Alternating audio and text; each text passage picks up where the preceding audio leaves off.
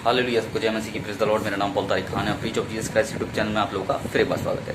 जैसे हम जानते हैं कि आज जो देश खतरे में है हमारा, और ये हिंदू राष्ट्र बनाने के चक्कर में अब क्या हो रहा है, ये लोग खुद ही फंस गए हैं। और एक आदिवासी महिला ने अपने भाषण में ये बोला है कि हमारे आदिवासी भाइयों को सताया जा रहा है, और हिंदू और मुसलमानों और क्रिश्चनों को कितना सताया जा रहा है हम ये देख सकते हैं, है ना। भारत को हिंदू राष्ट्र बनाने के चक्कर में ये अब तो इतने उतारू हो गए हैं कि अब ये लोगों को सताने लगे हैं। तो इस वीडियो क्लिप को दिखाना चाहूँगा, इसमें पूरा आप कृपया करके पूरे वीडियो को देखिए और इस वीडियो में आपको पूरी जानकारी प्राप्त होगी। इस महिला ने जो कहा है अपने भाषण में, देखिए आप इस वीडियो क्लिप को देखिए।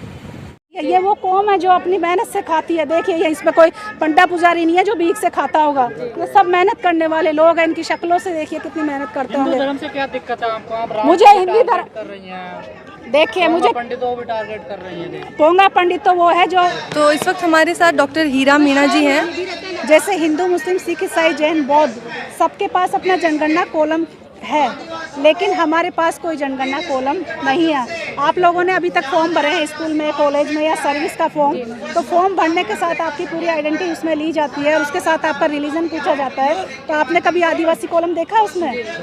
नहीं देखा ना। तो यही सबसे बड़ी पार्शलिटी हम आदिवासियों के साथ हुई है कि इस देश के मूल मालिकों के वंशज होते हुए भी हमारी आइडेंटिटी को हमसे छीना गया है, जबकि ब्रिटिश गवर्नमेंट ने हमारी आइडेंटिटी को वैसे ही स्थापित कर रखा था जो सब धर्मों से बिल्कुल अलग थी। न वो आदिवासी जो जल जंगल जमीन या प्रकृति के साथ अपने जीवन को जीता है और वास्तविक चीज़ों में विश्वास करता है, वो काल्पनिक दुनिया से दूर होता है और मानवीय संबंधों में विश्वास करता है। वो सामूहिकता, स्वनिर्भरता, सहृदयता और सबको साथ लेने की परंपरा के साथ जीता है। इसीलिए वो अपने पुरखा परंपराओं के साथ, अपनी संस्कृति के साथ और अपनी भाषा के साथ जीना चाहता है और अपनी पहचान के साथ रहना चाहता है, जो किसी धर्म पर आधारित नहीं है। वही काम तो मोदी जी कर रहे हैं, बोल रहे हैं कि हिंदू राष्ट्र बनाएंगे, सब एक समान कहलाएंगे। देखिए क्या इस देश में मुस्लिम नहीं है? मुस्लिम है ना, ईसाई नहीं है, ईसाई भी है ना, सिख है, बौद्ध है, जैन है, पारसी है और हम आदिवासी हैं। तो सोचिए हिंदू राष्ट्र कैसे बनेगा? क्या किसी एक कौम का कोई राष्ट्र बन सकता है? नेपाल बना है हिंदू राष्ट्र क्योंकि वहाँ हिंदू आबादी बहुत ज़्यादा है। आपको पता होना चाहिए हिंदू और मुस्लिम के बाद तीसरी बड़ी आबादी हम आदिवासियों की है। तो ये आदिवासी राष्ट्र था, है और आदिवासी राष्ट्र रहेगा। मैं इसलिए कह रही हूँ क्योंकि हम आदिवासियों को मुसलमानों में बांट रखा है, ईसाइयों में बांट रखा है, हिंदुओं में बांट रखा है और आदिवासियों की आबादी अलग है। उस आबादी के हिसाब से हम तीसरी बड़ी आबादी है इस मुल्क में, इस देश में, भारत में, हिंदू और मुस्लिम के बाद।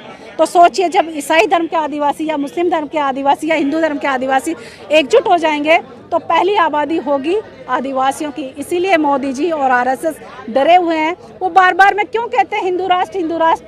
क्या उनको नहीं पता संविधान में हिंदू मुस्लिम सिख ईसाई जैन बौद्ध 6 धर्मों को कॉलम कोड मिला हुआ है और इनकी सबकी जनगणना हो रही है। आप लोगों ने अब बचपन से लेकर अब तक देखा, आपके माता पिता दादा दादी सबसे पूछिए कि इस देश में कितने धर्म रहते हैं। और हम कोई गणतंत्र दिवस की परेड नहीं है, उस परेड में जब आप देखते हो कौन से रंग देखते हो आप? वो आदिवासियत के रंग होते हैं, वो पूरे देश भर के आदिवासियों के रंग होते हैं और वो जीवंत लोग हैं जो इस धरती, इस जंगल जमीन के लिए हमेशा से संघर्ष करते रहे। 1857 के संग्राम से पहले 250 साल पहले से वो संघर्ष करते रहे हैं और आज भी संघर्ष कर रहे हैं। आपने बेलाडीला कांड देखा, आपने डुमारी पहाड़ कांड देखा, अभी स्टैचू ऑफ लिबर्टी का जो मैंने उदाहरण दिया है, कितने आदिवासियों को विस्थापित किया गया। जितने भी प्रोजेक्ट बनते हैं, जितनी भी सेंचुरियाँ बनती है, जितने भी बड़े बड़े औद्योगिक कल कारखाने आदिवासी क्षेत्रों में ही बनते हैं और आदिवासियों की तबाही पे ही बनाए जाते हैं। क्यों? ताकि उनको बर्बाद किया जाए, उनका विस्थापन किया जाए, उनकी भाषा संस्कृति उनके साहित्य से उनको दूर किया जाए। कभी मोदी जी ने कहा है कि आदिवासियों ने इतना बलिदान दिया है तो उनके लिए कुछ किया जाना चाहिए? इतने बड़े बड़े स्टैचू लगा रखे हैं। मैंने उदाहरण दिया, शंकराचार्य का दिया, हनुमान जी का दिया, राम जी का दिया। उन्होंने देश की आज़ादी में कोई योगदान दिया था क्या? या कोई योगदान रहा है किसी भी प्रकार का? आप खुद अपने दिल पे हाथ रख के देखिए कि ऐसे स्टैचू का कोई योगदान सीमा पे रहा है, सीमा के अंदर रहा है, बीमारियों में रहा है, रोजगार में रहा है, या शिक्षा में रहा है, या स्वास्थ्य के लिए रहा है? तो मैं सैल्यूट करूंगी उनको कि वो ऐसी चीजें बना रहे हैं ताकि जनता को प्रेरणा मिले। इतना समय क्यों? आपको तो नक्सली घोषित कर दिया सरकार ने और मीडिया ने। देखिए घोषित करने से कुछ नहीं होगा। हकीकत तो ये है कि जो ये बोल रहे हैं ये खुद घुसपैठी हैं भारत में, ये खुद आक्रमणकारी है। सिंधु घाटी सभ्यता को बर्बाद करने वाली यही कौम है, यही लुटेरी कौम है जो आज देश पर राज कर रही है। आप लोगों ने सावरकर के माफ़ी पत्र, आपने बहुत सारे लेटर, आप मीडिया कर्मी हैं, आप लोगों ने लेटर देखे होंगे। और जो अंडमान निकोबार की जो जेल है, उस जेल का नाम सावरकर जेल कैसे हो गया? सोचिए, वो तो कैदी था, वो कैदी था, उस जेल का नाम सावरकर जेल कैसे? उसमें तो बहुत सारे कैदी थे, तो उन सब के नाम कहाँ गए? और मैंने देखा उस जेल में जितने भी कैदी थे उनका बाहर एक पार्क बना रखा, उन सबको बेड़ियों में जकड़ रखा, लेकिन सावरकर बिल्कुल आराम से अपनी छतरी लेके ऐसे खड़े हुए हैं। तो क्या अंग्रेजों ने उनके स्वागत के लिए वहाँ बुलाया था या इस तरीके से रखा था? जो स्टैचू जो इस तरीके से बना, तो ये देश वो लोग चला रहे हैं जिन्होंने देश की आज़ादी में कोई बलिदान या संघर्ष नहीं किया था। जब आपको मुफ्त में मिल जाता है तो आप तोड़ फोड़ में लगे रहते हैं। 2014 से पहले हिंदू कभी खतरे में नहीं था, लेकिन 2014 से लेकर अब तक हिंदू खतरे में है। क्यों? और हिंदू मुस्लिम दंगे क्यों होते हैं? क्यों होते हैं? अभी जो जयंतियाँ मनाई गई है, कितने पूरे देश भर में दंगे हुए, तो क्या ऐसी जयंतियाँ मनाना वाजिब है? गाय के नाम पे, गोबर के नाम पे, भावनाओं के नाम पे कितने लोगों को सरेआम मारा गया। 2014 से पहले कभी कोई कांड देखा आप लोगों ने ऐसा?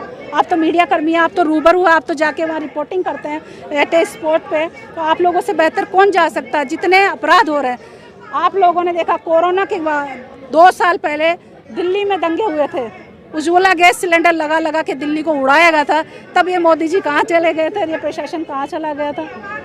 सोचिए, इतने बड़े बड़े नाराजगी मेरी किसी से नहीं है, मेरे पुरखों ने जो बलिदान, जो संघर्ष किए हैं, और आज जो कौम जो संघर्ष कर रही है, ये वो कौम है जो अपनी मेहनत से खाती है। देखिए, ये इसमें कोई पंडा पुजारी नहीं है जो भीख से खाता होगा, ये सब मेहनत करने वाले लोग हैं। इनकी शक्लों से देखिए कितनी मेहनत करते होंगे। धर्म से क्या दिक्कत है आपको? मुझे हिंदी धर्म कर रही हैं, देखिए, मुझे पंडितों भी टारगेट कर रही हैं। तो मंदिरों में कितनी देवदासियाँ रखी जाती है, कितने कांड देखे हैं।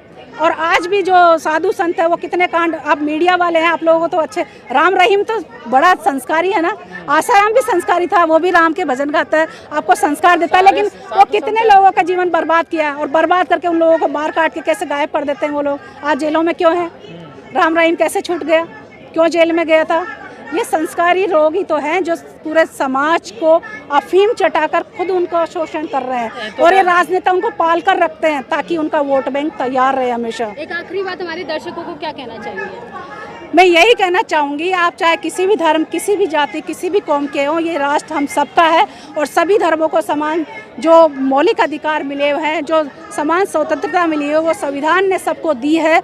और ये देश धर्मनिरपेक्ष राष्ट्र है, कोई हिंदू राष्ट्र नहीं है, किसी की बपोती नहीं है। इसमें सब धर्मों के नागरिक निवास करते हैं, और ये सभी का देश है, और इसमें सभी रहते हैं, तो सभी को मान सम्मान के साथ उनकी पहचान को स्थापित हमेशा के लिए करना चाहिए। और मोदी जी से, और अमित शाह जी से, और भागवत जी से, और योगी जी से मैं गुजारिश करना चाहूँगी कि हम आदिवासी हैं, आदिवासी ही रहेंगे, और हमारी मूल पहचान के साथ कोई खिलवाड़ मत कीजिए, और हमारी पहचान को स्थापित कीजिए, और हमें भी जनगणना कॉलम कोड दीजिए जैसे और धर्मों और जातियों को दे रखा है। हिंदू जाग गए हैं, लेकिन आदिवासी क्यों नहीं जागे अभी तक भी? ये जो आप सैलाब देख रहे हो, ये किसका देख रहे हो? और आदिवासी तो शुरू से जागे हुए थे। हिंदू अफीम खा के हमेशा हर त्योहार मनाता है, लेकिन आदिवासी हमेशा जागता रहता है। वो हड्डियाँ आंडी पीता है, लेकिन हमेशा जागृत रहता है, वो कभी नशे में नहीं रहता। आपने कभी नहीं देखा होगा। देश में राजनीति हो रही है आज, राम की राजनीति हो रही है केवल। वो राजनीति हो रही है सत्ता पाने के लिए और हिंसा फैलाने के लिए, बाकी राम तो पहले भी थे। उसी राम को पनाह देने वाले ये आदिवासी हैं। जब आपके राम को उनके बाप दादाओं ने घर से निकाल दिया था, तो इन्हीं लोगों ने पनाह दी थी, इन्हीं के जंगलों में जाके वो बसे थे। उसी शबरी ने उनको बेर खिलाकर बचाया था, भूखे राम को बेर खिलाकर बचाया था। सोचिए तो दादी कौन हुआ? वो महिला जो जंगल से बेर इकट्ठे करके, आपको पता बेर कैसे तोड़े जाते हैं, कैसे इकट्ठे? एक बेर नहीं तोड़ सकते आप उस झाड़ से, लेकिन उस महिला ने बेर चक के उसको खिलाए हैं। आप सोचिए, आज आधुनिक युग में रह रहे हैं, आप बड़े हैं या आपके छोटे भाई हैं, तो सोचिए आप अपने भाइयों के कंधों पे बैठ के चलेंगे क्या? तो वो राम कैसे चले थे? वो क्या विकलांग थे? सोचिए, उस कहानी को सोचिए। आपकी माँ, बहन, बेटी है, वो प्रेग्नेंट हो जाए उसके पति के द्वारा, वो घर से निकाल दी जाए, अग्नि परीक्षा ली जाए, और उसको मतलब कोई खोज खबर ना लेकर जंगल में छोड़ दिया जाए, तो फिर भी आप उसी को इस तरीके से माने? भगवान कौन से हैं? मेरे भगवान ये नेचर है जो हमें ऑक्सीजन दे रही है, पानी दे रही है, खाने को दे रही है, रहने को दे रही है, और जब हम मर जाएंगे तभी तो यही अपनी आगोश मिलेगी। ठेके पे सारी चीजें देश में। वो कौन दे रहा है? वो राम के भक्ति दे रहे हैं ठेके पे। ठेके पे देने वाले ठेकेदार कौन है? वो राम भक्ति है, जो राम भक्ति और राष्ट्रभक्ति के नाम पे पूरे देश को बेच चुके हैं। बैंक बेच चुके, रेलवे बेच चुके, सारे शिक्षण संस्थान बेच चुके, और अब तो आधुनिक शिक्षा नीति जो ला रहे हैं उसमें ये शिक्षा नीति भी बिक गई है। 60% प्राइवेट जाएगी और 40% ये मीडिया के थ्रू होगी। तो सोचिए कितने लोग ले पाएंगे उस एजुकेशन को। सरकार बहुत बेवकूफ़ और भोंडी और विकलांग और दिव्यांग सरकार है। ये कहती कुछ और है, करती कुछ और है। ये स्टैच्यू ऑफ लिबर्टी आदिवासियों के विकास के लिए है। आदिवासियों का विस्थापन किया गया ना, हजारों लाखों आदिवासी विस्थापित किए। अब वहाँ रिसोर्ट बनाए गए हैं ताकि अडानी अंबानी या बड़े बिजनेसमैन को वहाँ दिए जाए ताकि वो वहाँ पर व्यापार कर सके। वहाँ एक ट्राइबल विलेज बनाया गया है, लेकिन वहाँ ट्राइबल को रहने नहीं दिया जाएगा। आप जैसे मीडिया वाले या बड़े बड़े जो नौकरशाह है या पैसे वाले लोग हैं, वह अपने मनोरंजन के लिए वहाँ जाएंगे और रहेंगे, और आदिवासियों को वहाँ से बेदखल किया गया। तो सोचो उनके क्या हालात होंगे, कहाँ गए होंगे, कैसे जी रहे होंगे। तो सोचिए क्यों ऐसे हालात है आदिवासियों के साथ, और कौम के साथ तो नहीं है, ये साधु संतों के साथ तो नहीं है। आप अफीम खिला कर इनको भेज रहे हो। अभी कल ही मैंने अपनी कॉलोनी में देखा 2 ऑटो आए, और उसमें से मैं सोचा किसी का गेस्ट आए होंगे, देखा तो 11 साधु निकले 2 ऑटो में। दिल्ली में अलाउ नहीं है 3 लोगों से ज़्यादा बैठना, लेकिन 11 लोग निकले। 11 लोग निकल के वहाँ वही राम भक्ति करने लगे, घर घर जबरदस्ती पैसा ले रहे हैं। तो क्या यही राम भक्ति है? यही सभ्यता है शहरों की? आदिवासी इलाके में संघ की शाखा लग रही है बड़े पैमाने पर। यह आदिवासी एरियो में नहीं है, सब जगह है। शहरों में भी है, शिक्षण संस्थानों में भी है, राजनीति में भी है। और आप मीडिया वाले तो बहुत अच्छे से बखूबी जानते हैं, क्योंकि मीडिया भी बिक चुका है। वो उन्हीं की बात बताता है। अगर हकीकत बताए ना तो इतने कांड होए ही नहीं। अगर सच बताएं तो हम जंतर मंतर पे आके हम धरने नहीं करते। आज जो हम कॉलम कोड की बात कर रहे हैं वो आप लोगों को करनी चाहिए कि हमें मिला हुआ है हर फॉर्म भरने के लिए, तो सबको मिलना